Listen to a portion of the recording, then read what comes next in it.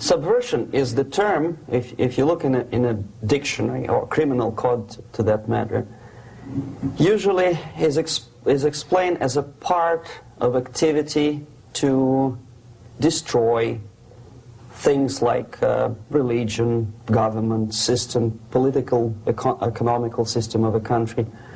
And usually it's linked to espionage and such romantic things as blowing up bridges, sidetracking trains, cloak and dagger activity in Hollywood style.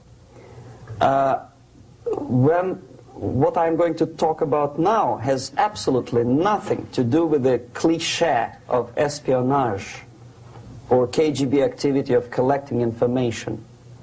So the greatest mistake or misconception, I think, is that whenever we are talking about KGB, for some strange reason, starting from Hollywood movie makers to professors of political science and quote-unquote experts on Soviet affairs, or Kremlinologists as they call themselves, they think that the most desirable thing for Andropov and the whole KGB is to steal blueprints of some supersonic jet, bring it back to Soviet Union and sell it to the Soviet military-industrial complex. It's only partly true. If we take the whole time, money, and manpower that the Soviet Union and KGB in particular spends outside of USSR border, we will discover, of course there are no official statistics unlike with CIA or FBI, that the espionage as such occupies only 10 to 15% of money, time, and manpower. 15% of the activity of KGB. The rest, 85%, is always subversion. And unlike a dictionary of English, Oxford Dictionary, subversion in Soviet terminology means always a destructive, aggressive activity aimed to destroy the country, nation, or geographical area of your enemy. So there's no romantics in there, absolutely. No blowing up bridges, no microfilms in Coca-Cola cans, nothing of that sort. No James Bond nonsense. It's most of this activity is overt, legitimate, and easily observable if you give yourself time and trouble to observe it. But according to the law and law enforcement systems of the Western civilization, it's not a crime. Exactly because of misconception, manipulation of terms. We think that subverter is a person who is going to blow up our beautiful bridges. No. Subverter is a student who comes for exchange, a diplomat, an actor, an artist, a journalist like myself was 10 years ago. Now, subversion is an activity which is a two-way traffic. You cannot subvert an enemy which doesn't want to be subverted. If you know history of Japan, for example, before 20th century, Japan was a closed society. The moment a foreign boat comes to the shores of Japan, the Imperial Japanese Army politely tells them to get lost.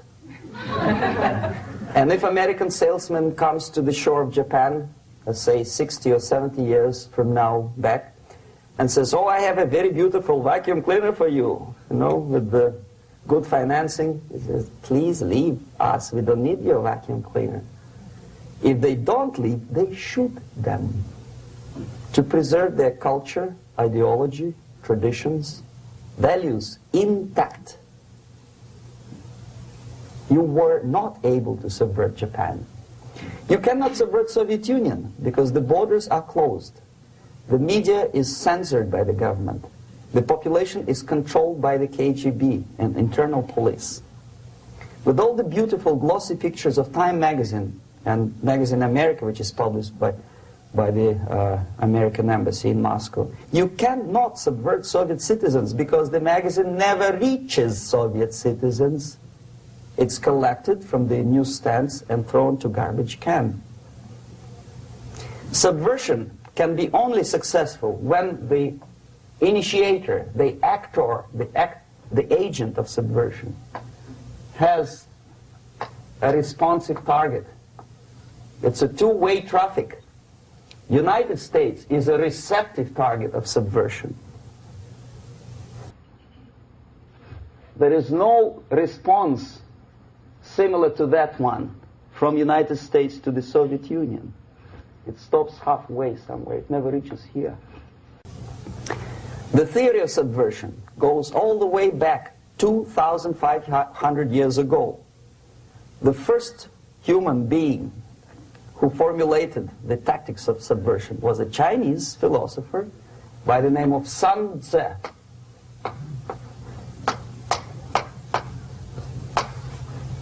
2,500 years BC.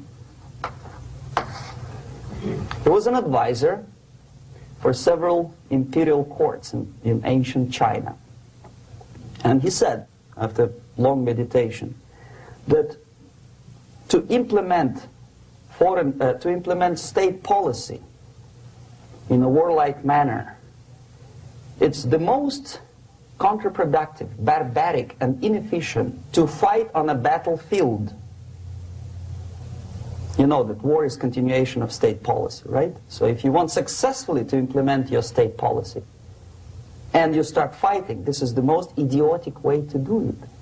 The highest art of warfare is not to fight at all, but to subvert anything of value in the country of your enemy, until such time that the perception of reality of your enemy is screwed up to such an extent that he does not perceive you as an enemy, and that your system, your civilization, and your ambitions look to your enemy as an alternative, if not desirable, then at least feasible. Better red than dead. That's the ultimate purpose, the final stage of subversion, after which you can simply take your enemy without a single shot being fired, if the subversion is successful. This is basically what subversion is. As you see, not a single mentioning of blowing up bridges. Of course, Sun Tzu didn't know about blowing up bridges. Maybe there were not that many bridges at that time. But the basics of subversion is being taught to every student of KGB school in USSR and to officers of military academies. I'm not sure if the same author is included in the list of reading for American officers, to say nothing about ordinary students of political science. I had difficulty to find the translation of Sun Tzu in the library of a university in Toronto and later on here in Los Angeles. But it's a book which is not available. It is forced to every student in USSR. Every student who is taught to be dealing further in his future career with foreigners. What subversion is? Basically, it consists of 4 periods, time-wise. If we start from here and go this way, time, right? This is the beginning point. The first stage of subversion is the process which is called, basically, demoralization. It says for itself what it is.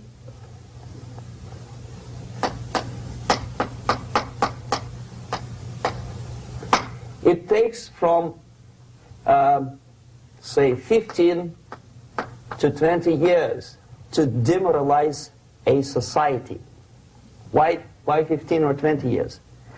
This is the time sufficient to educate one generation of students or children. One generation